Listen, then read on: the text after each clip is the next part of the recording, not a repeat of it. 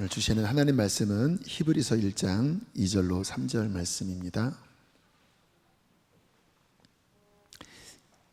제가 읽겠습니다.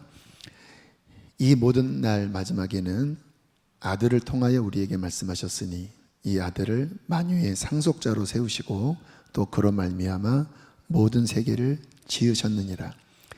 이는 하나님의 영광의 광채시요 그 본체의 형상이시라. 그의 능력의 말씀으로 만물을 붙드시며 죄를 정결하게 하는 일을 하시고 높은 곳에 계신 지극히 크신 이의 우편에 앉으셨느니라. 아멘. 예수님은 누구실까요? 하면 여러분은 어떻게 대답을 하시겠습니까?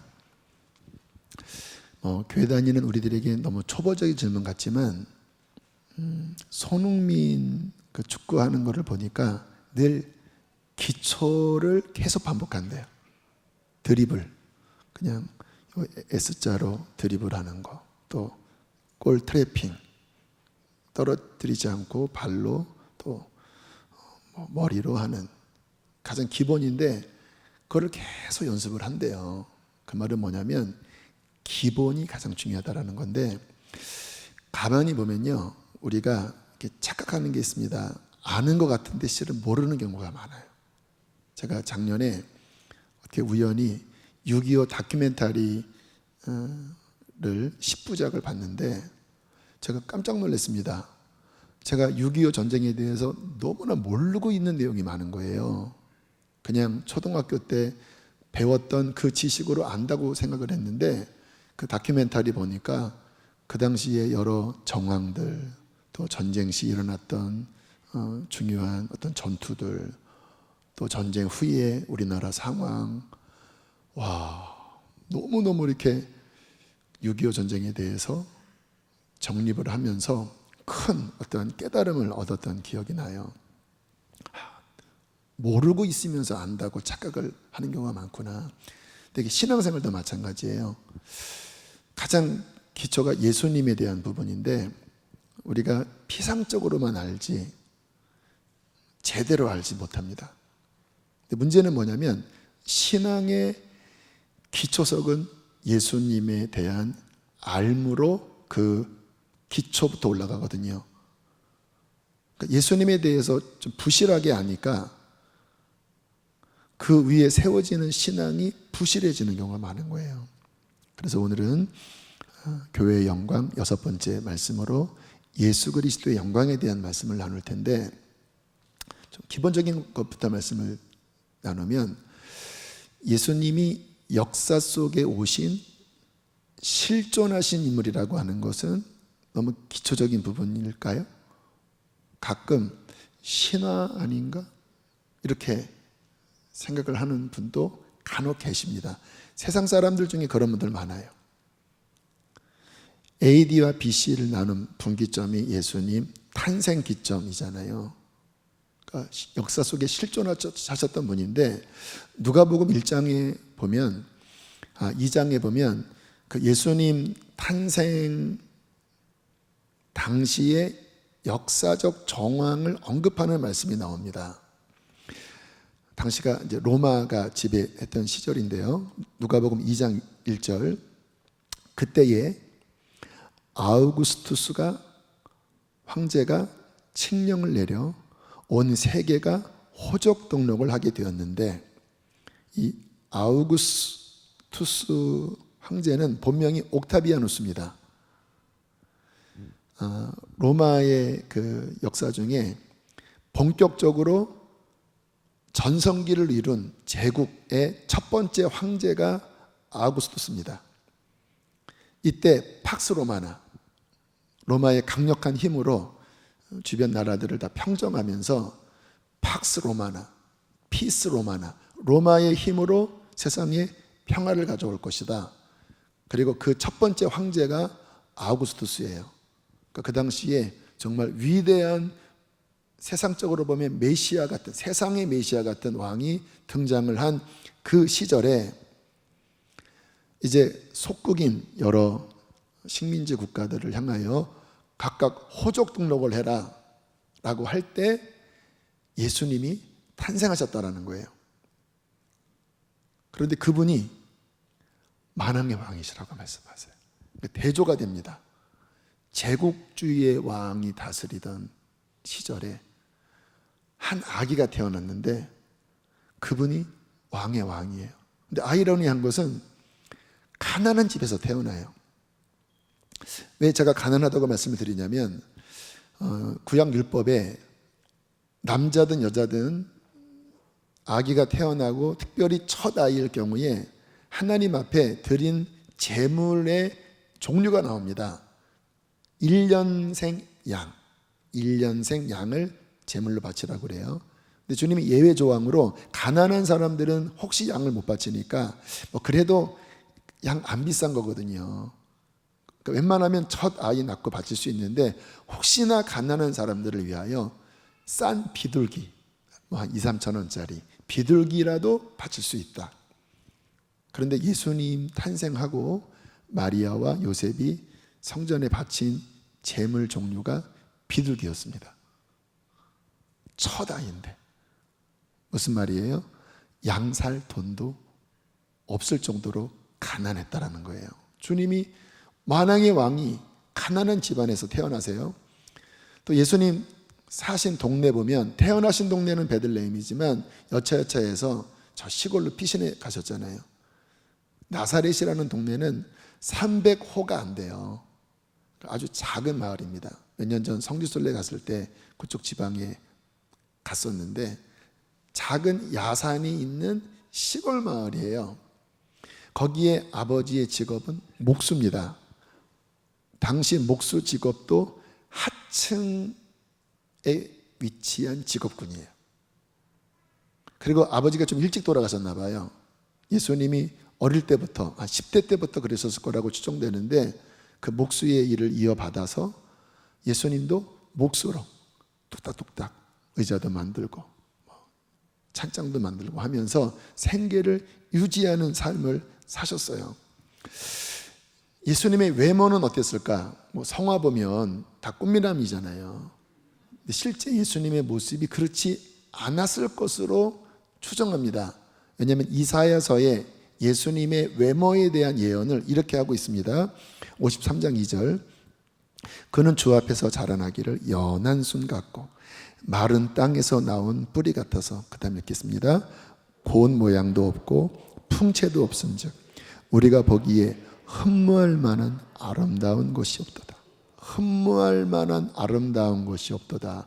별 보잘것 없어 보인다라는 거예요. 고운 모양도 없고 풍채도 왜소해요. 한번 상상해 보세요. 여러분 이미지를 바꾸셔야 합니다. 2000년 전에 좀 이렇게 키 작고 왜소한 분이 까무잡잡한 분이 얼굴도 전혀 티가 나지 않는 그런 분이 이렇게 다니시면서 회개하라 천국이 가까웠느니라. 물론 그분의 입에서 나오는 말씀은 놀라워요.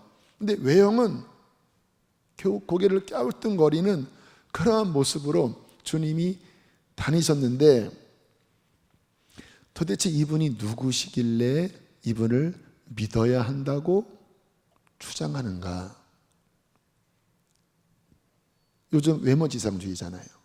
학벌지상주의잖아요. 오늘날 정말 예수님이 이러한 출신 배경으로 오셨다면 아마 거들떠볼 사람이 없었을 거예요. 저 시골 깡촌에 목수 뭐라고 해야 되나요? 이렇게 잡다한 물건 파는 그런 곳에 그것도 소년 가장이신 키도 한 167 되고 몸무게도 한 52kg 되고 까무잡잡한 분이 막 다닌다면 다들 쟤 뭐야? 나이도 30이면 요즘 30 청년은요 정말 어려요. 예전에는 30 하면 되게 이렇게 노티 났거든요. 근데 요즘 30은 너무 정신 연령도 어리고 외모도 너무 영해요. 그러니까 주님은 그 정도는 아니셨겠지만 그러한 분이 도대체 누구시길래 그분을 믿고 따르시죠. 정신 똑바로 차리면 내가 그분을 왜 믿지 할 정도의 대상 아니겠습니까? 그런데 성경을 보면 예수님이 진짜 본 모습을 잠깐 이렇게 비춰주신 적이 몇 번 나옵니다. 주님이 십자가 지시기 얼마 전, 한 2주 전이었을 것 같은데 제자들과 함께 높은 산에 올라가신 일이 있죠. 그때 한번 이렇게 비추셨어요. 산에서 이렇게 기도하는데 이렇게 말씀합니다. 마태복음 17장 2절 시작.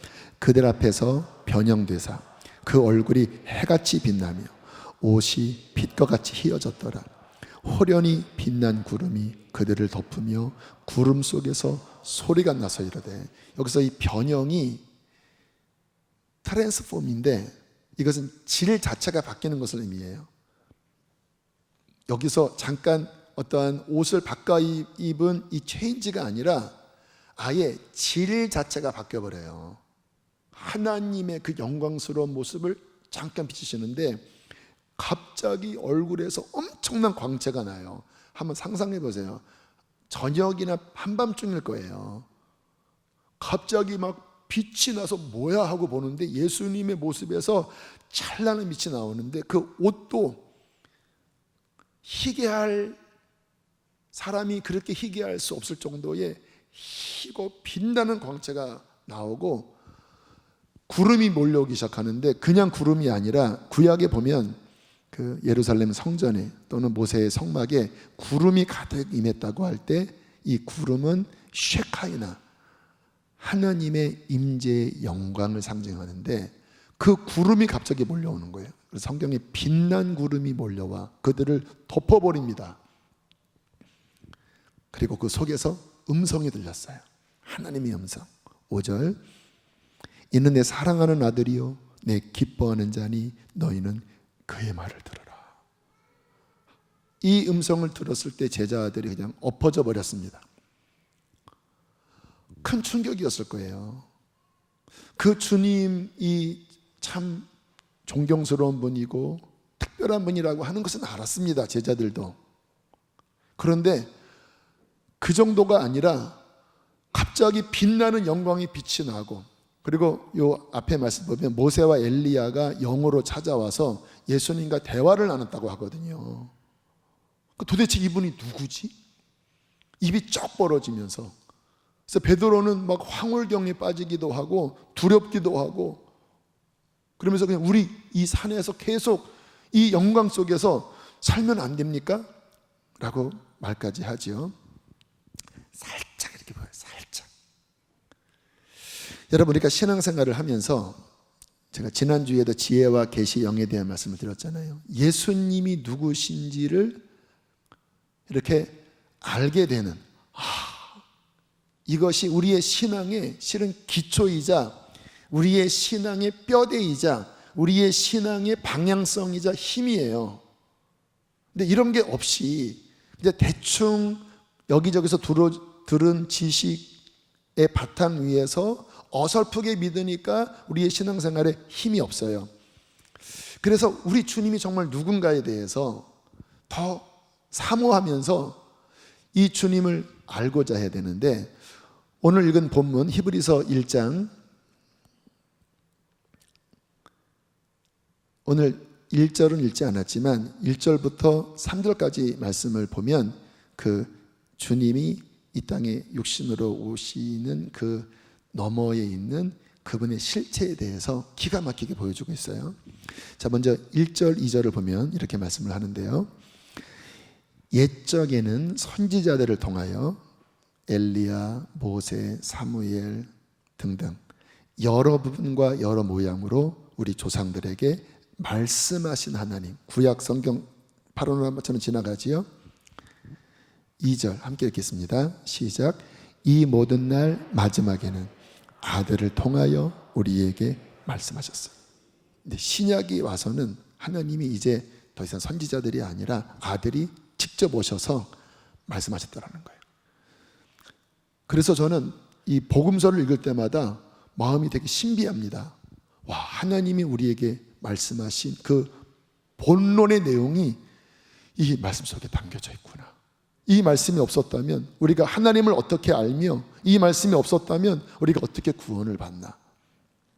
자, 아무튼 그러면 예수님이 누구신가? 7가지로 정리하면 목수의 아들이 아니라 예수님은 하나님의 아들이십니다. 아들을 통하여 우리에게 말씀하셨으니 하나님의 아들. 두 번째, 2절에 이렇게 말씀을 합니다. 시작. 이 아들을 만유의 상속자로 세우시고. 만유의 상속자. 만유는 존재하는 모든 것을 의미합니다. All things. 눈에 보이는 이 세계뿐만 아니라 영적인 세계까지 그 모든 것의 상속자로 이 아들을 세우셨다라는 거예요. 이해가 되면서도 한편으로는 굳이라는 생각도 들어요. 그러니까 말씀을 이렇게 묵상해야 합니다. 이렇게 퀘스천을 가지셔야 돼요. 예수님이 하나님이시고 굳이 상속을 해야 될 이유가 뭘까? 근데 제가 말씀 묵상하면서 이것은 우리와 관련된 말씀이라는 생각이 들었어요. 제가 지난주에 말씀을 드렸잖아요. 로마서 8장 17절. 우리를 향하여 우리가 자녀이면 또한 뭐라고요? 상속자. 어떤 상속자? 하나님의 상속자. 어떻게?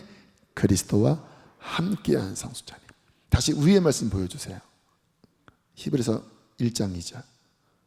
이 아들을 만유의 상속자로 세우셨고, 그리고 우리가 자녀이면 우리도 그분과 함께한 상속자. 이게 진짜 어마어마한 거예요. 뭐를 주시려고 하나? 일단 모든 것은 하나님 아버지가 그의 아들에게, 외아들에게 다 주시는데, 예수님을 통하여 우리가 하나님의 자녀가 됐잖아요. 양자로 들어갔잖아요. 그리고 예수님과 우리는 또 다른 측면으로 형제간이 되는 거예요. 큰형, 이렇게. 아니, 이게 진짜예요. 그러니까 여러 각도로 나오거든요. 우리가 자녀로도 나오고 신부로도 나오는데, 주님 하나님의 아들 예수의 피로 구원받아서 우리도 쪼로로록 자녀들. 그러면 아버지가 자녀에게 유산을 주는데, 이 아들이 만유의 상속자인데 이 아들의 피로 구원받은 우리들이 주님과 함께 상속자의 반열에 들어가서 참여한다라는 거예요. 그러나 각 분량이 다 달라요. 사도 바울이 받을 상속의 분량, 베드로가 받을 상속의 분량, 여러분 각자 어떻게 결정됩니까? 이 땅에서 그 주님을 어떻게 믿고 섬겼는지에 따라서. 그래서 복음서에 보면 10고을을 다스려라, 너는 5고을을 다스려라.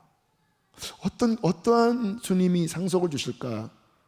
엄청난, 우리가 왕이라고 말씀을 하시면서 어떤 기업을, 어떠한 주님의 면류관을 주시면서 그 하나님의 나라가 완성될 때 예수 그리스도 그리고 구원받은 수많은 무리들이 그 천국의 총체, 그 총유의 각 부분을 다 받아서 예수 그리스도와 함께 하나님께 영광 돌리는 나라가 하나님 나라라는 거예요.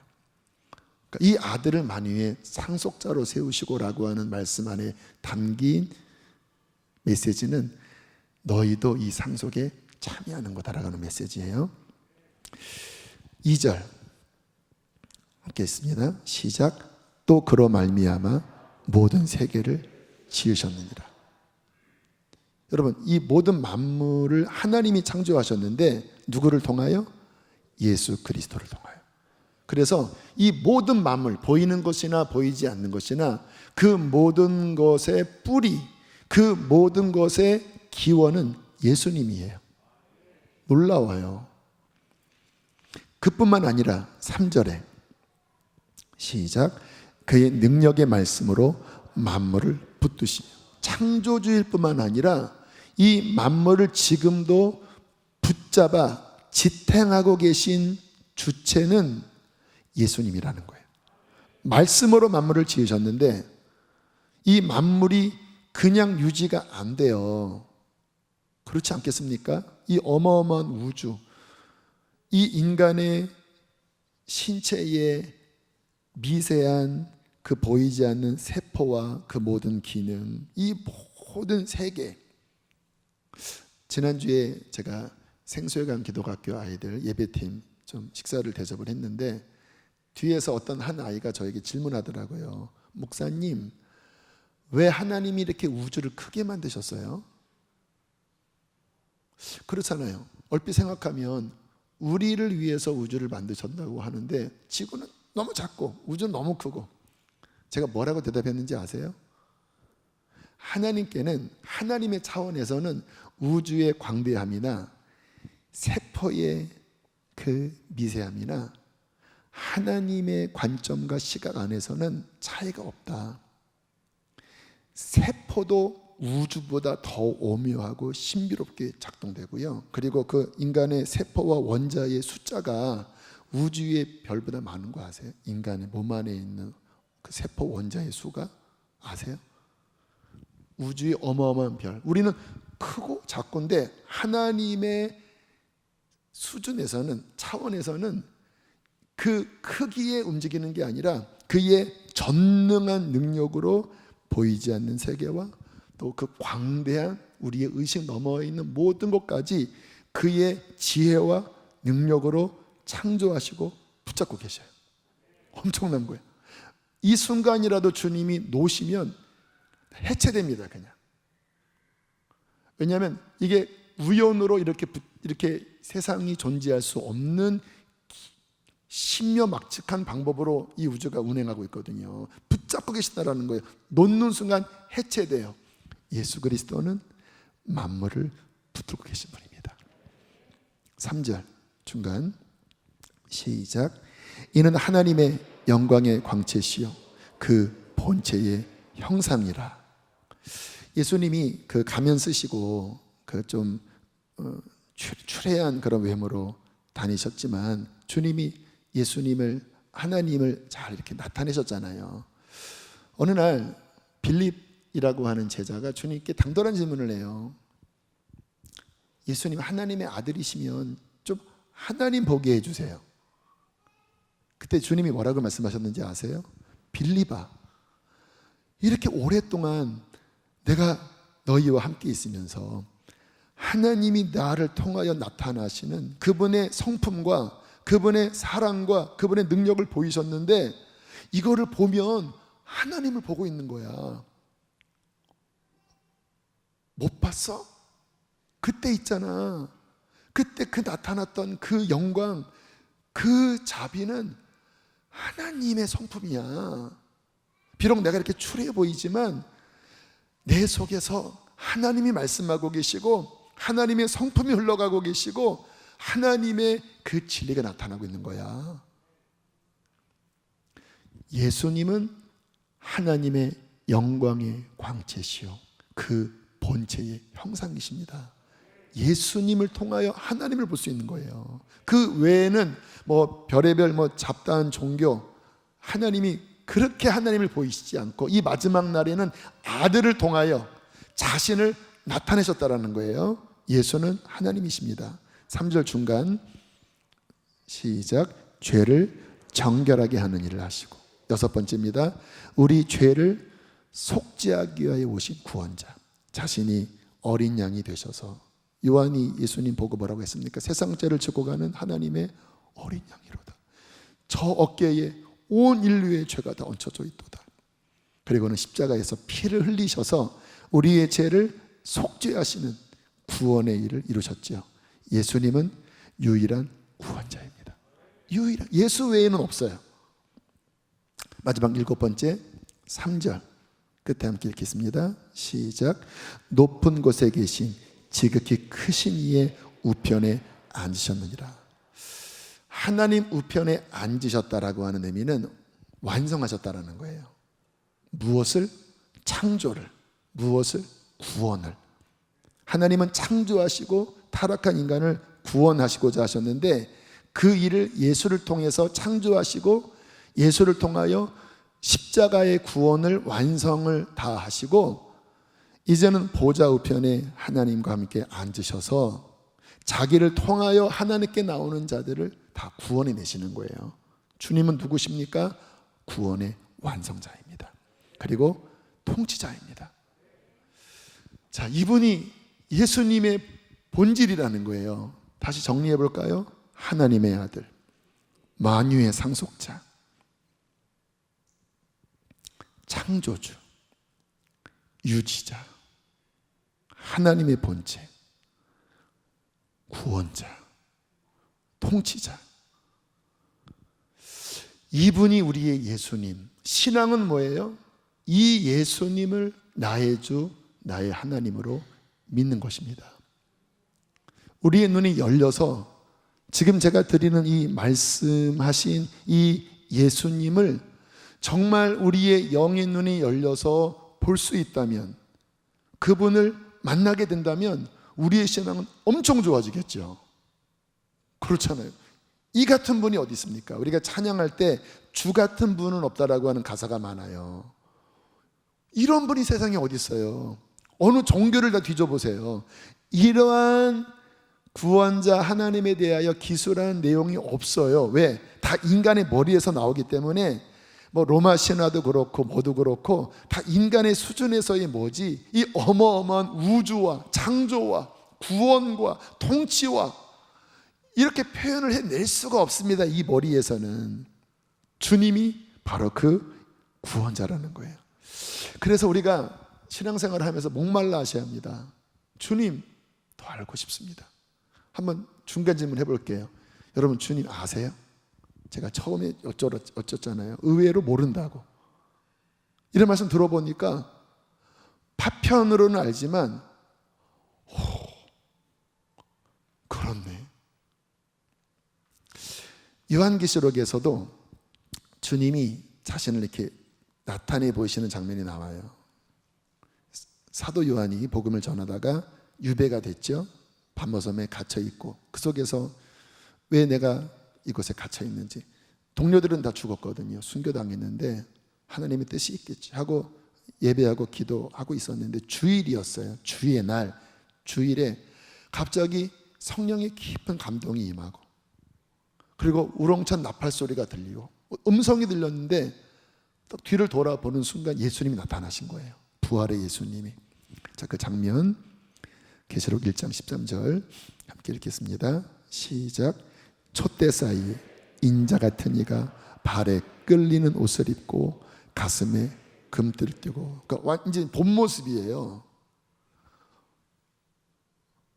끌리는 옷은 이게 왕복입니다. 왕복. 이사야 6장에 보면 성전에 옷자락이 휘날리다고 그랬잖아요. 그 하나님의 왕복이에요. 가슴에 금띠, 왕의 옷을 상징해요.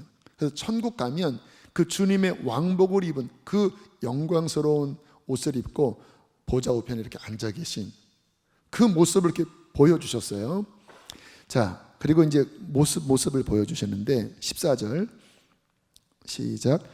그의 머리와 털의 희기가 흰 양털 같고 눈 같으며, 머리가 헤어가 하얗고 눈썹도 하얗고 흰 양털, 눈과 같아요. 뭐를 보여줄까요? 예수님의 연대를 보여줍니다.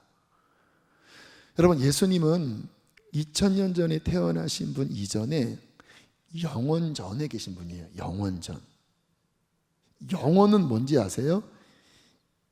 지금 이 세상의 시간이 흐릅니다. 어느 순간 창조되어 그 창조 시점부터 이제 과거, 현재, 미래라고 하는 시간이 작동되잖아요. 그럼 이 전에 많은 사람들이 하나님 계시기 전에는 뭐가 있었을까요? 이 창조 이전에 영원이라고 하는 시간 개념이 있는데, 이것은 우리의 이 과거, 현재, 미래와는 달라요. 하나님의 시간인데 끝이 없는, 시작도 없고 끝도 없는 영원한 시간 속에 계신 분이, 스스로 존재한 분이 하나님, 예수님, 성령님, 그때부터 계신 분이거든요. 그리고 어느 하나님의 때에 하나님의 뜻 가운데 세상을 창조하실 때 그때 시간도 함께 창조하신 겁니다. 지금 우리의 역사의 시간표 있잖아요. 이 시간도 하나님이 창조하신, 그래서 주님이 자신을 가리켜 나는 처음이요 마지막이다라고 할 때 이 시간을 창조하시고 끌어가신다고 하는 시간의 주관자라고 하는 표현이에요. 알파와 오메가다. 나는 이 시간의 지배를 받는 자가 아니라 이 시간을 처음 만들었고 이 시간의 끝을 정했고 이것을 주관하는 시간의 주관자다. 그럼 나는 누구냐? 영원 전에 있었던 자존자다. 그래서 그 모습의 표현이 흰 머리와 흰 어떠한 털의 그런 모습으로 보여주시는 거예요. 14절 후반절 함께 읽겠습니다. 시작. 15절까지. 그의 눈은 불꽃 같고 그의 발은 풀무불에 단련한 빛난 주석 같고. 근데 주님의 눈에서 이글이글 대는 불꽃이 나와요. 그리고 주님의 발을 보니까 빛난 주석, 쇠 같은 빛난 쇠가 그 발에 있어요. 뭐를 의미할까요? 그 눈이 지구의 60억, 70억의 모든 사람들의 행위와 중심을 꿰뚫고 보신다라는 거예요. 아무도 안 보는 것 같지만 보시고, 그 발 위에 빛난 주석이에요. 주님께서 회개치 않으면 그 발로 밟으신다라는 거예요. 심판주. 그래서 요한계시록 14장 15장에 보면 마지막 심판 때 포도주 틀에 포도가 밟히는, 하나님의 진노의 포도주 틀에 밟혀서 피가 강을 이루는 장면이 나와요. 그게 예수 그리스도의 심판, 불꽃 같은 눈으로 보시는 그분의 눈. 15절 말씀 시작. 그의 음성은 많은 물소리와 같으며. 어떤 소리였을지 이게 차원이 다르기 때문에 이게 이제 뭐 파도 소리, 큰 대양의 소리. 근데 그 정도의 소리가 아니라 더 많은 물소리처럼 신비로운, 여러분 사람의 소리는 그 안에 인격과 힘을 나타내요. 이 사자나 호랑이가 포효할 때 저주파가 나오는데 수킬로미터까지 퍼진대요. 근데 웬만한 짐승들은 그 소리를 들으면 오금이 저려서 그냥 꼼짝을 못 한대요. 우리나라 옛날에 어떤 기록을 보면 호랑이를 만나면 그냥 굳어버린다고 하는 그런 기록들이 있다고 그래요. 왜냐하면 그 저주파에 그냥 제압을 당해버리는 거거든요. 그게 하나님의 이제 창조의 어떤 섭리인데 그 안에 있는 인품과 능력이 그 소리 속에 나오는데, 예수 그리스도로부터 나오는 그 음성이 많은 물소리라고 하는 것은 뭐냐면 엄청난 권능을 의미하는 거예요. 그 말씀으로 만물을 창조하시고 그 말씀으로 만물을 붙잡으실 때 그 힘이 얼마나 크겠습니까? 그러니까 주님이 뭐라고 하실 때 감히 인간의 이 육의 귀로는 감히 들을 수 없는 어마어마한 우주를 울리는 소리가 그 주님으로부터 나와서 들어보니까 많은 물소리와 같다. 그 권능, 위엄, 우주를 쩌렁쩌렁 울리는 그 주님의 많은 물소리와 같은 음성 뿐만 아니라 16절 중간 읽겠습니다. 그의 입에서 좌우에 날선 검이 나오고. 근데 그것만 있는 게 아니라 입에서 막 검이 나와요. 이 검은 어떤 역할을 합니까? 여러분 우리가 설교 들을 때 가슴이 찔릴 때가 있죠. 그래서 처음 구원받을 때 보면 가슴이 찔려서 회개하다가 주님 만나는 경우가 많아요. 그게 어떤 일을 경험한 건지 아세요? 그 주님의 입에서 나오는 좌우에 날선 검과 같은 진리의 말씀이 찔려버린 거예요. 이게 찔릴 때 회개가 터지고, 이것이 찔릴 때 죄악이 도려내어지고, 이것이 찔리면서 주님을 만나요. 경험해 본 분들, 그때 주님의 입에서 나오는 그 좌우에 날선 검의 말씀으로 내가 회개하고 주님을 만난 것이구나. 16절 끝에 시작. 그 얼굴은 해가 힘있게 비치는 것 같더라. 그리고는 얼굴에서 광채가 나오는데요, 해가 힘있게, 그러니까 태양보다 밝았다라는 거예요. 그 모습을 요한이 딱 보는 순간 쓰러져 버렸습니다. 17절 18절 함께 읽겠습니다. 내가 볼 때에 그의 발 앞에 엎드려져 죽은 자 같이 되매 그가 오른손을 내게 얹고 이르시되 두려워하지 말라. 나는 처음이요 마지막이니 곧 살아있는 자라. 내가 전에 죽었었노라. 볼지어다 이제 세세토록 살아있어 사망과 음부의 열쇠를 가졌노니. 왜 쓰러졌을까요? 성경에 죽은 자 같이 되었다. 그럴 수밖에 없죠. 여러분, 우리가 한낱 티끌이잖아요. 흙에서 지음받은 우리의 그 존재의 시초가 티끌이잖아요. 이 티끌이 우주의 창조주이신 그분의 실체를 볼 때 어떻게 견디겠습니까? 용광로에 쇠가 떨어지면 쇠가 못 견디고 녹아버려요. 태양을 육의 눈으로 보면 시신경이 다 버려요. 초를 뜨거운 데 갖다 대면 초가 녹아버립니다. 그런데 그 정도가 아니라 그 우주의 창조주 그 하나님의 아들의 영광을 직접 봤는데 한낱 먼지 덩어리인 인간이 어떻게 견딥니까? 제가 전에 말씀 전할 때 보이저 2호가 이제 이 태양계 탐사를 이제 끝내고 마지막 벗어날 때 카메라를 지구로 돌려서 찍은 사진 한번 보여드렸잖아요. 다시 한번 보여주실까요? 여기 60억 킬로미터 떨어진 곳에서 카메라로 지구를 찍은 사진입니다. 저 동그라미 안에 흰 푸른 점 하나, 여기에 우리가 있어요. 여러분 어디 계신지 보이세요? 자, 은하계 사진, 밤하늘의 은하계 사진을 이제 카메라로 찍은 건데요. 엄청나게 별이 많지 한 1000억 개가 있는 우리 은하계.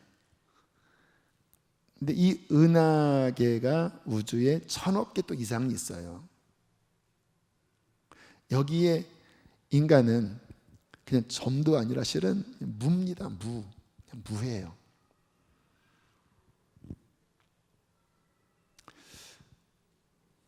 그 우주의 주님 앞에 그냥 엎어져 버릴 때 그분께서 성경에 오른손을 얹으셨다고 말씀하세요. 오른손을. 여러분, 이 오른손이 무슨 손인지 아세요? 성경을 보면 나의 의로운 오른손으로 너를 붙들리라. 우리를 구원하는 능력의 손입니다. 이 손이 우리를 붙잡을 때 우리는 강해지는 거거든요. 손을 대시면서 뭐라고 말씀하십니까? 두려워하지 마. 내가 모든 것이야. 내가 주인이야. 죽음도 두려워하지 마. 왜 주님이 이런 말씀을 하셨냐면 이 당시가 이제 기독교 박해가 이제 본격적으로 시작되는 시점이에요. 물론 로마 네로 황제 때부터 박해가 시작됐지만 이때가 AD 90년 경인데 도미티아누스라고 하는 황제가 기독교를 아주 박멸하려고 혈안이 돼서 사도들 다 죽었어요. 교회 다 흩어졌습니다. 수많은 사람이 순교당했고 12사도 중에 마지막 남은 요한만 유배된 이런 상황에 교회가 떨고 있었거든요.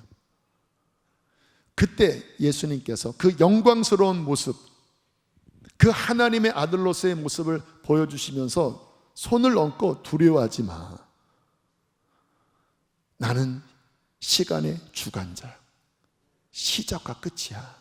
이 모든 것도 내가 주관해. 그리고 나는 전에 죽었었지만 죽음을 이기고 그 음부의 열쇠를 취한 나는 승리자야. 도미티아누스가 너희들을 죽이려고 해도 그 모든 것은 나의 주관 아래에 있는 거야. 나는 세세토록 살아있어. 나는 전능자야. 내가 하나님의 아들이야. 이 주님의 실체를 경험하고 보면서 아마 요한은 엄청난 격려를 받았을 거예요. 왜냐하면 생각해 보세요. 유배된 상황이 도대체 이 교회가 어떻게 될까? 저 강력한 힘을 가진 제국의 황제가 본인들을 죽이려고 혈안이 되어 모든 권력을 다 동원하여 그렇게 우리를 박멸하고 있는데 어떻게 될까? 그때 주님께서 당신의 영광을 보여주실 때 비로소 예수가 하나님이시구나. 그리고 이 편지를 아시아에 있는 그 당시 교회들에게 쭉 보내라고 하셨잖아요. 그 당시 많은 교회가 이 편지를 읽고 예수님의 그 영광, 예수님의 본질을 성령을 통해 깨달으면서 그들은 용기를 얻고 담대하게 순교당할 자들은 순교당하고 그 고난을 이길 수 있었던 거거든요. 그러니까 신앙생활의 실은 처음과 끝 모든 것은 이 예수님이 누구신지를 더 깊이 알아가는 것입니다.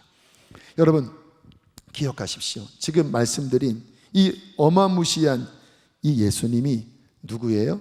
우리의 주인이세요. 나를 사랑하사 나를 구원하기 위하여 하늘 영광 버리고 이 땅에 오셔서 십자가에 죽으신 나의 구원자입니다. 그분을 나의 주님으로 모시고 내가 그분을 지금 믿고 있는데 내가 주님이라고 하는데 여러분 기억하십시오. 그 주님은 우리가 알고 있는 것보다 훨씬 위대하십니다. 우리가 믿는 이 신앙, 그 예수님을 믿는 신앙은 우리가 알고 있는 것보다 훨씬 위대하고 큰 일이에요. 교회, 여러분 이 교회의 머리는 담임 목사도 아니고 누구도 아니고 예수님이 머리예요. 그래서 이 교회라고 하는 이 공동체, 어떻게 보면 부족해 보이고 어떻게 보면 뭐 그렇게 보이지만 그러나 실제 사실로 보면 예수님이 이 교회의 머리라고 생각한다면 이 교회 안에서 말씀을 전하고 신앙생활을 하는 이 모든 것들은 정말 엄청 대단하고 이 하나하나는 나중에 주님과 함께 천국에서 상속을 받을 때 다 카운트되는 어마어마하게 중대한 일이라는 거예요. 그렇기 때문에 우리는 신앙생활을 진짜 잘해야 돼요. 왜냐하면 영원한 미래를 결정하는, 또 내가 주님으로 부르는 그분이 이 세상 그 무엇과도 비교할 수 없는 어마어마한 분이기 때문에 우리의 신앙생활은 그 예수님을 알고 그 예수님에게 합당한 마음으로 신앙생활을 해야 된다는 거예요. 지난 금요일에 교사대학 하면서 제가 좀 그러한 핀잔을 했습니다. 교사하시면서 습관적으로 10분, 15분 늦으신 분들은 교사하지 마세요. 불가피하게 늦을 때가 있죠. 사람이니까. 뭐 우리 하나님을 율법적으로 막 강요하는 분은 저는 아닌 것 같아요. 그런 부분 이해하시는데 습관적으로 늦잠 자고 그리고 10분 늦게 가서 준비도 안 한 모습으로 아이들 맞이하고, 그거는 태도의 문제거든요. 회장님 앞에 그렇게 서겠습니까? 아니, 과장님 앞에 그렇게 하겠습니까? 사람도 본인에게 어떠한 힘을 가할 수 있는 누군가는 되게 이렇게 바짝 긴장을 해요. 그런데 하나님에 관련된 부분을 너무 홀대하듯이 그렇게 대하는 태도는 주님을 모르고 있는 거지요. 지금 제가 말씀드린 이렇게 주님을 안다면 그 말이 안 되는 거지요. 성경에 보면 그렇게 홀대했다가 복을 홀라당 빼앗겨버린 사람의 이야기가 나와요. 에서. 반대로 그 동생은 형에게 빼앗겼다가, 빼앗긴 건 아니죠, 원래 형 거였으니까, 이 형이 홀대하는 그 틈을 타서 천국은 침노하는 자의 것이라고 했잖아요. 이것을 이렇게 취한 사람이 야곱입니다. 제가 야곱의 말씀을 묵상하면서 신기했던 것은 뭐냐면 야곱은 그 캐릭터를 한마디로 정리하면 복을 구하는 사람이에요. 그래서 계속 복에 목말라 합니다. 내게 이 복 주세요. 아버지 변장하고 나를 축복해 주세요. 그리고 야복강에서 천사 붙잡고 씨름하면서 나를 축복하지 않으면 지나가게 할 수 없어요. 막 울면서 간구하는 모습. 도대체 야곱이 왜 이렇게 복에 목말라 할까? 단순히 잘 사는 것일까요? 아니요. 여러분, 하나님이 아브라함에게 말씀하신 복의 핵심은 예수를 너의 후손 중에 태어나게 하셨겠다라는 거거든요. 그 예수가 누구예요? 그 영원한 하나님의 아들이에요. 그를 내가 구원자로 보낼 텐데 아브라함아, 너의 후손 중에서 나올 거야. 그래서 아브라함에게서 이삭에게로 내려갔지요. 그리고 이삭에게서 정상적이라면 에서 장자로 가야 하는데 문제는 뭐냐? 에서가 영적인 것에 관심이 없는 종자예요. 쾌남용입니다. 막 근육질에 짭짭하고, 그리고 막 이렇게 하면은 막 머리가 휘날리고 막 향수 막 뿌리고 싸움도 잘하고 활도 잘 써서 아버지가 좋아했습니다. 왜냐하면 남자답고 사냥도 잘하니까. 근데 문제는 뭐냐면 영적인 것에 관심이 없어요. 어느 날 사냥하고 돌아왔는데 배가 너무 고팠습니다. 동생이 맨날 집에 있는 그런 종자인데 팥죽을 막 끓이고 있는 거예요. 배가 고프니까 야곱아 팥죽 좀 줘라. 근데 야곱은 늘 이 복을 어떻게 내가 가져올까라고 생각했기 때문에 항상 생각하면 그게 나오거든요. 뭐라고 이야기합니까? 장자권과 바꿀래? 그런 거예요. 아마 설마 했을 것 같아요. 이 어마어마한 것을 바꾸지 않을 거 아닙니까? 그런데 그냥 속에 갈망이 있었기 때문에 바꿀래 했더니 에서가 배고파 죽겠는데 무슨 장자권, 무슨 어르신 장자권이야? 그래 가자. 팥죽 줘. 성경은 뭐라고 말씀합니까? 에서가 장자의 명분을 경홀히 여겼더라. 이 어마어마한 것을 그냥 내팽겨치고 구석에 처박아 놓고 별로 관심이 없는 거예요. 어떻게 됩니까? 빼앗긴 거예요. 야곱은 어때요? 복 주세요. 복 주세요. 다른 말로 표현하면 예수님 주세요. 예수님 주세요. 결국 어떻게 됩니까? 그것을 받게 되잖아요. 여러분, 이처럼 우리가 신앙생활을 하면서 이 하나님에게 속한 것, 예수 그리스도가 어떤 분인지, 그리고 몸된 교회 안에서 그분에 관련된 일을 섬기는 것이 그 가치와 그 본질과 그것의 결과가 무엇인지를 아는 것, 이것은 정말로 중요합니다. 자, 어떻게 그러면 우리가 주님의 이 복을 받고 그분의 영광을 아는 신앙생활을 할 수 있을까? 간단하게 세 가지만 말씀드리면, 첫 번째, 이 예수님을 무조건 만나야 합니다. 어떻게 만나요? 여기 만난 분들도 많이 계시고 솔직히 못 만난 분들도 계실 거예요. 근데 그런 분들은 너무 답답합니다. 어떻게 만나요? 오늘 말씀 들어보니까 더 부담돼요. 이렇게 위대한 분이 나를 만나주시나? 근데 희소식을 알려드릴게요. 그분은 여러분을 만나기를 원하십니다.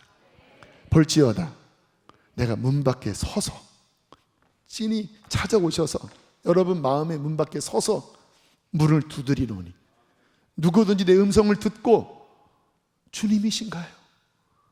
마음의 문을 열면 내가 그에게로 들어가 그로 더불어 먹고 그는 나로 더불어 먹으리라. 내가 함께 하겠다. 너무 감사한 일이죠. 그분은 나를 만나기를 원하시고 나를 찾아오셨고 그리고 나를 구원하길 원하세요. 근데 왜 안 만나지냐 이거예요. 요 키를 알려드릴게요. 제가 몇 주 전부터 이 말씀을 좀 넣어야 되는데 자꾸 이렇게 빠졌는데 오늘 이제 그 부분을 넣었습니다. 어떻게 만나냐? 믿음을 활용하면 만나져요. 제가 20살 때 주님 앞에 복음을 가르쳐 달라는 기도를 했을 때 성령께서 저에게 정말 임재하셔서 지혜와 계시의 영으로 가르쳐 주셨던 첫 번째 레슨이 믿음에 가는 거였습니다. 버스를 타고 가고 있는데 갑자기 이 위에서 막 깨달음이 몰려오는데, 여러분 그런 경험 있으시잖아요. 하나님이 깨닫게 하실 때 갑자기 이렇게 눈이 밝아지면서 쭉 다운로드 되는 거 아시죠? 어떤 그 깨달음이. 근데 주님이 믿음이다라는 깨달음을, 믿음이다. 믿음이 있어야 구원을 받는다. 나의 약속이 있지. 그런데 어떤 사람에게는 이 약속이 성취되고 어떤 사람은 약속을 못 받아. 그 열쇠가 믿음인데, 믿음은 파이프야, 파이프. 믿음이 있으면 하나님의 약속과 은혜가 흘러들어가고, 믿음이 없으면 아무리 하나님이 약속하셔도 그에게 흘러들어갈 파이프가 없는 거야. 믿음은 뭔지 알아? 손이자 그릇이야. 내가 뭔가를 주려고 할 때 믿음의 손이 있으면, 그릇이 있으면 담겨지는데 그게 없으면 주고 싶어도 못 담겨지는 거야. 성경을 봐. 그 많은 사람들, 예수님을 만난 많은 사람들이 다 믿음대로 되라 그랬죠. 믿음대로. 병에 치유든 뭐든 믿음대로 되라. 믿음이 있을 때 받아낸 거잖아. 내가 이룬 이 복음에 대하여 믿음을 가질 때 네 것이 되는 거야. 아, 믿음이 중요하구나. 20살 때 주님으로부터 받은 복음에 대한 메시지였는데, 그로부터 한 10년 뒤에 이런 간증을 들었어요. 이분이 교회 다니는데 믿음이 안 생기는 거예요. 남성인데. 그러니까 교회 일은 나름대로 하는데 믿음이 안 생기는 거예요. 어느 날 이렇게 기도했다고 그래요. 저 하나님 안 믿겨지지만 주님 믿기로 결단합니다. 믿기로 결심합니다. 주님 이제 내가 안 믿겨지는데 믿겠습니다. 요게 중요합니다. 요게. 왜냐하면 하나님의 말씀은 내 마음의 작용에 따라서 들어오기도 하고 튕겨져 나가기도 하거든요. 이 들어오게 하는 문이 믿음이라는 문인데, 이 믿음은 수용하는 거예요.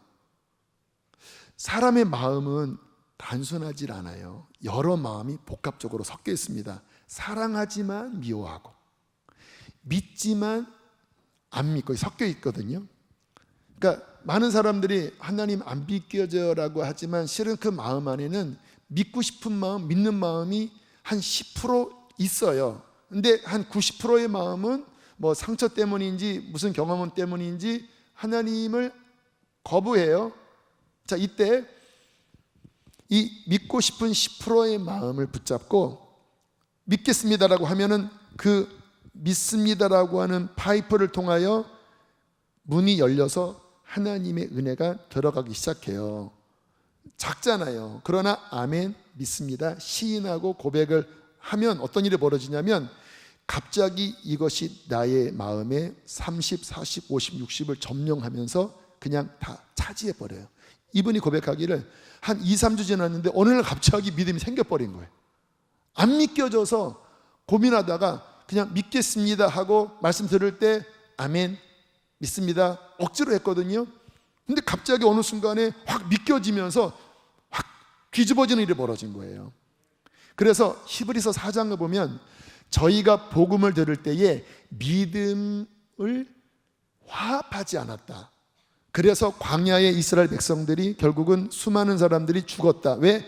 말씀을 믿음과 화합하지 않았다. 그래서 아마 믿음이 안 생기는 분들은 가만히 보면 의심하는 경향이 있습니다. 자꾸 부정적으로 말해요. 그때 내 안에 작은 믿음일지라도 주님 믿습니다, 믿기로 결정합니다. 그리고 말씀 들을 때마다 좀 전에 제가 열거했던 말씀들 설마 하는 밀어내면 말씀이 안 들어오고요. 한번 결정하고 다시 인터넷으로 돌아보세요. 아멘 믿습니다 하는 순간 그 말씀이 들어가서 우리 안에 구원 얻는 믿음을 주는 거예요. 그래서 첫 번째, 주님 만나야 되는데 어떻게? 믿음을 한번 활용해 보세요. 두 번째, 어떻게 그분을 만나는가, 또 그분께 합당한 신앙생활을 하는가? 예수님께 합당한 대우를 해드리면서 신앙생활을 하셔야 돼요. 제가 아까 회장에게 그렇게 하겠습니까? 심지어는 우상 섬기는 사람들, 그 귀신 섬길 때도요 치성을 올립니다. 새벽 4시, 5시 일어나서 목욕 재개하고 옷 갈아입고 그리고 정한수 떠놓고 촛불 켜놓고요 그렇게 치성을 드려요. 귀신 나부랭이 섬기는데도. 근데 하나님을 섬길 때 성경은 이렇게 우리에게 가르칩니다. 시편 96편 8절 함께 있습니다. 시작. 여호와의 이름에 합당한 영광을 그에게 돌릴지어다. 예물을 들고 그의 궁정에 들어갈지어다. 뭐예요? 합당한 영광. 정말 주님, 나로서 이 위대한 주님 앞에 그분의 격에 맞으려면 어떻게 해야 돼요? 그래서 이 구약적인 월십, 경배는 엎드리는 겁니다. 이렇게 앉아 계신 게 아니라 가만히 오늘날의 예배는 서비스를 받아요. 좋은 자리 이렇게 좀 앉아 들어가겠습니까? 어이 진짜 내가 서비스 받으려고 그래. 극장 가듯이. 그 예배 아닙니다. 하나님 앞에 내 전심을 드리고.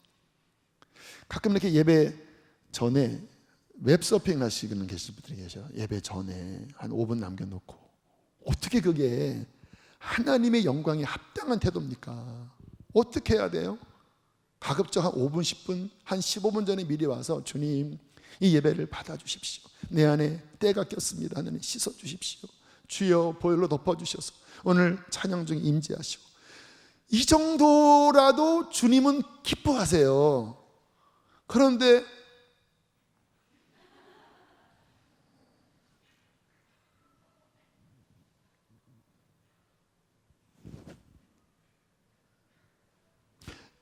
죄송합니다. 혹시 이런 포즈를 취하신 분이 있다면 그분을 향한 건 아니고요. 태도를 의미하는 건데, 주님이 보시고 영광을 받으시겠습니까?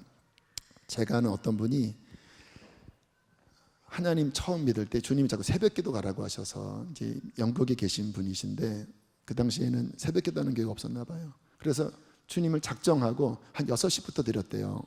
근데 작정한 기간 초반에 몸살에 걸린 거예요. 도저히 일어나질 않았대요. 근데 이 집 계단을 기어 내려가서 그 새벽기도로 이렇게 준비한 곳에 가서 찍고 나왔대. 그 다음 날에도 죽을 것 같더래요. 기어 내려가서. 여러분, 주님이 원하시는 건 그런 거거든요. 그리고는 하늘문이 열려서 이분이 정말 엄청난 기도의 깊이에 들어 3층 천도 경험하고 영적 세계의 영적 전쟁도 경험하고, 또 무역업을 하셨는데 하나님께 복을 받아서 그 당시 아프리카 감비아 지역에 많은 선교사들을 후원하는 귀한 역할을 감당하셨는데, 주님이 나중에는 4시 반에 일어나라고 하시더래요. 그래서 이분은 신실한 분이라 전 세계 다닐 때 현지 시간 4시 반이면 비행기 아니든 호텔이든 항상 기도했대요. 시차가 안 맞아도 4시 반이면 기도하는데, 이슬람 지역 가서 깨달았답니다. 여러분, 이슬람 지역 가면 새벽 5시에 방송이 나옵니다. 동네에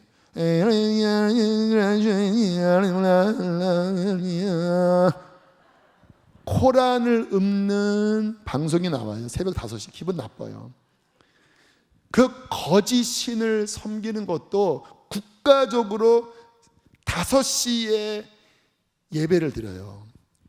하나님이 우상을 섬기는 것보다 너는 나 살아있는 하나님을 섬길 때 30분 먼저 일어나서 내게 예배하라. 지금도 그분 그렇게 실천하신다고 해요. 그게 뭐예요? 여호와의 영광에 합당한 모습으로 예배를 드리는 거예요. 그게 다윗의 모습이에요. 소년 시절이나 그가 왕이 됐을 때나 정말 그분을 향한 그러한 마음으로 최우선을 두고 그분을 섬겼을 때 주님이 영광을 받으시고 그에게 하나님이 어떤 분인지, 예수님이 어떤 분이신지를 보여주시는 거예요. 세 번째, 그 예수님의 영광을 더 알기를 힘쓰십시오. 신비한 말씀이 나옵니다. 오늘과 연결된 말씀인데요, 고린도후서 4장 6절. 이게 창세기 1장 빛이 있으라 이 말씀과 연결이 돼요. 읽겠습니다. 시작. 어두운 데서 빛이 비치라 말씀하셨던 그 하나님께서 예수 그리스도의 얼굴에 있는 하나님의 영광을 아는 빛을 우리의 마음에 비추셨느니라. 창세기 1장에 캄캄한 가운데 첫 번째 빛이 있으라 하실 때 빛이 있었고, 그 캄캄한 밤에 빛이 있으라 하셨던 하나님이 지금은 이 자연광은 있잖아요. 근데 영적인 빛이신 예수 그리스도, 그분은 못 봐요. 사람들이 눈을 감고 있습니다. 하나님 없어, 교회 다녀도 다 뻥이야 이러고 있는데, 하나님이 빛이 있으라, 그 창세기에 그 빛이 있으라 할 때 눈이 번쩍 띄어져서 예수 그리스도 안에 있는 그 하나님의 영광의 광채를 아는 빛을 우리 가운데 열어주시기를 기도한다라는 거예요. 이게 열려질 때 오늘도 말씀 듣는 여러분들이 이와 같은 예수님에 대한 말씀을 들으면서 좀씩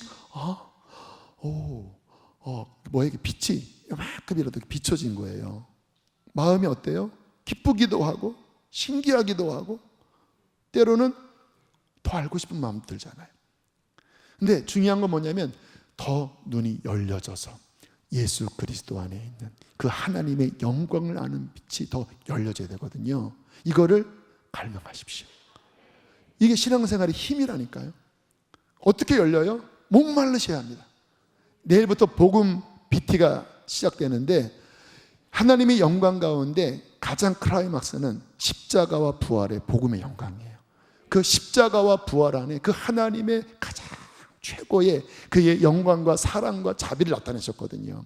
저는 기도하면서 어쨌든 이제 한 주 육체적으로는 쉽지는 않아요. 어제 오늘도 몸이 너무 막 피곤하고 했지만, 그러나 주님 나를 드립니다. 그리고 말씀을 다시 파겠습니다. 주님, 이 말씀 속에 예수의 영광을 주님 비춰주셔서 영혼들을 살려주시고 영혼들의 신앙이 고양되게 하시고 주님 알게 해주십시오. 예배하게 해주십시오. 저도 열심히 할 테니까 여러분도 귀한 것은 값지불을 해야 하셔야 되잖아요.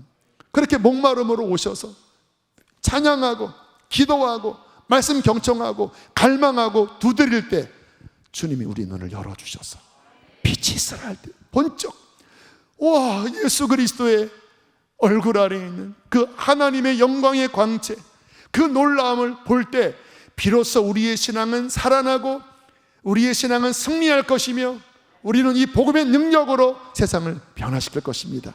이 은혜가 우리 안에 있기를, 충만하기를 주의 이름으로 축복합니다. 함께 시간 찬양하시겠습니다. 불을 성령 집회 분위기로 좀 해주세요.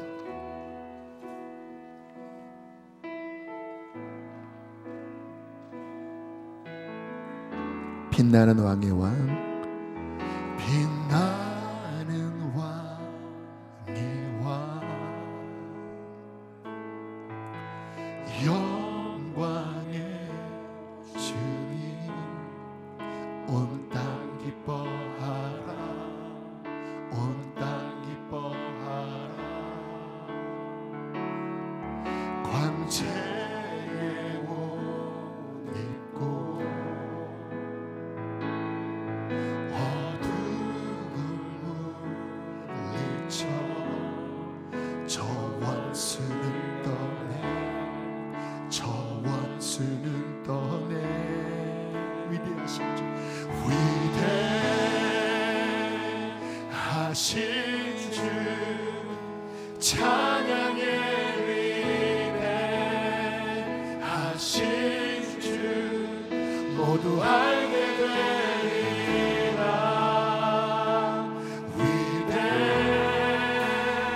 위대하신 주, 영원한 주의 주, 영원한 주, 시간의 주관자, 시간의 주관자, 알파와 오메가, 알파와 오메가, 사위의 하나님, 하나 성령 예수, 유다의 사자, 하나님의 어린 양, 사자와 어린 양,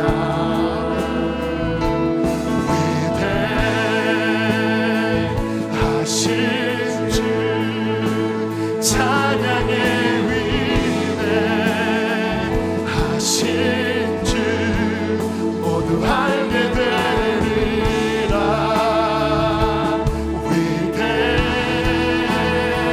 위대하신 주, 모든 이름, 모든 이름 위에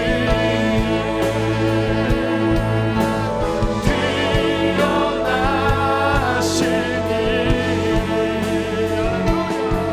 다 찬양의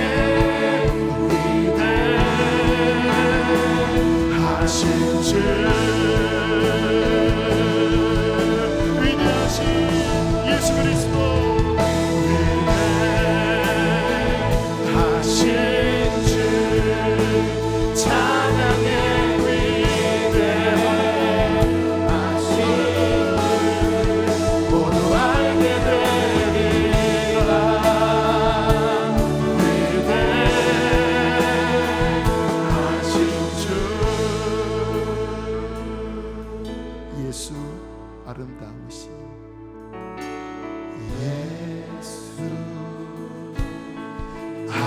아름다워. 자리에서 일어날 분들은 우리 거룩히 하신 하나님 앞에 일어나 경배합시다. 주 부활에 나는 세세토록 살아있노라. 어린 양 거룩과 공의 새벽별 같은 나의 구주. 모든 하늘 찬양,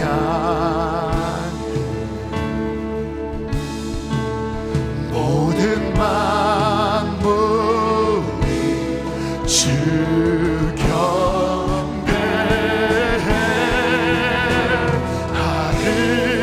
아름답고 놀라우신 모든 이름 보라. 높은 이름 아름답고 놀라우신 주의 이름 높으신 그 이름 예수. 할렐루야. 영원히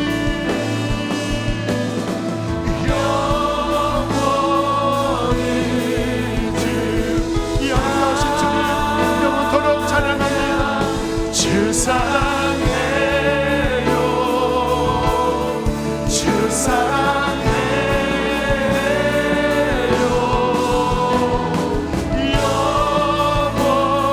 영원히 주 찬양. 주 사랑해요. 주 사랑해. 한 번 더 손 높이 들고 영원히 주 찬양. 주 사랑해요.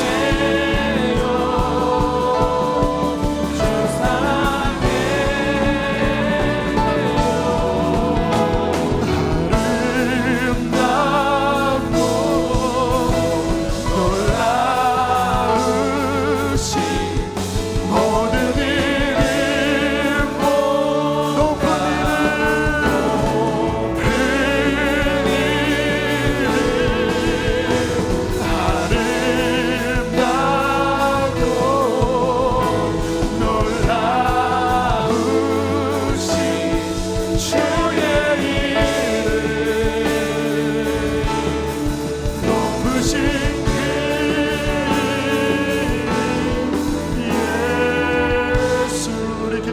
주님 영광을 올려드립니다. 주님을 알게 하시니 감사합니다. 주님을 믿습니다. 그러나 더 원합니다. 더 알게 해주십시오. 더 주님의 이름에 합당한 예배를 드리게 하여 주십시오. 주여 두 번 부르시고 기도합니다. 주여, 주여. 아름답고 놀라우신 모든 이름보다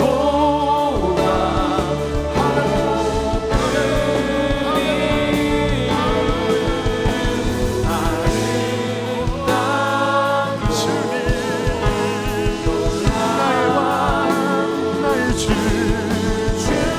높으신 이름 위대하신 주님, 주님 더 알길 원합니다. 우리 눈을 열어주세요. 예수 그리스도 안에 하나님의 영광을 아는 눈을 열어주세요.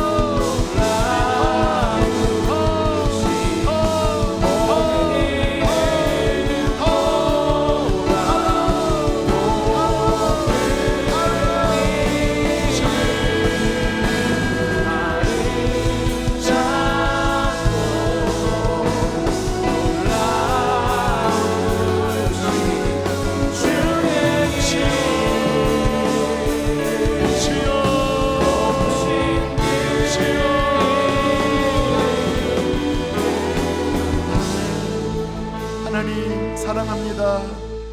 이 주님을 알게 하시고 이 주님을 모시고 감히 한낱 티끌보다 못한 우리가 주님을 사랑하고 섬겨왔습니다. 주님, 더 주님 알길 원합니다. 더 주님과 함께하고 싶습니다. 주님 더 친밀히 동행하길 원합니다. 주님 나와 동행하면서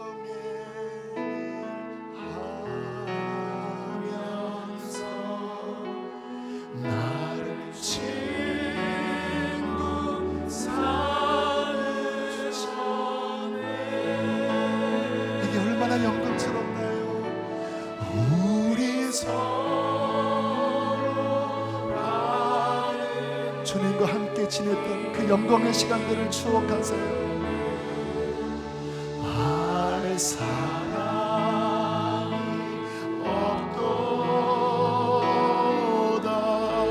주님 나와 동행을 하면서 주님 나와 동행하면서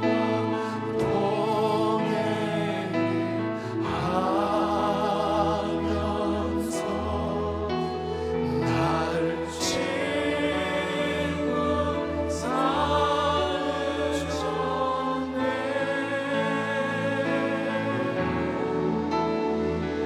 우리 서로 나누는 기쁨을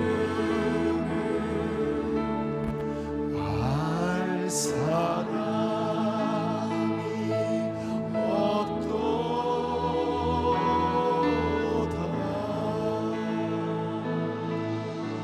주님, 주님과 지냈던 그날을 추억합니다. 이 위대하신 분이 어떻게 한낱 티끌에 불과한 죄와 허물로 죽어버린 이와 같은 죄인에게 오셨습니까? 하나님, 감사합니다. 감히 티끌 같은 우리가 주께 구합니다. 주님도 알고 싶습니다. 우리의 눈을 열어주세요. 주님을 더 믿고 싶습니다. 우리에게 다가와 주세요. 주님, 우리도 야곱처럼 복을 구합니다. 예수 그리스도를 아는 복을 구합니다. 더 열어주십시오. 사랑하는 양들에게 주님을 더 알리시고, 주여, 우리를 취해 주세요. 우리를 주님 취해 주세요. 우리를 주님 가져가세요. 주의 것으로 가져가세요. 주님, 이것이 영광임을 믿습니다. 이 영원한 영광에 다 참여하는 자가 되게 해 주십시오. 귀한 예물 봉헌합니다. 축복하소서. 몸이 아픈 이들을 위하여 기도합니다. 예수의 이름으로 치유될지어다. 마음이 평강할지어다. 그 능력의 오른손이 지금도 우리를 붙들고 계십니다. 두려워하지 말라. 주님 감사합니다. 우리 교회도 주님이 붙들고 계십니다. 주님 사랑합니다. 이제는 우리 주 예수 그리스도의 은혜와 하늘아버지의 사랑과 성령 하나님의 교통하심이 예수의 영광을 바라보고 더 사모하고 돌아가는 주의 양들에게 충만히 함께 있을지어다. 아멘.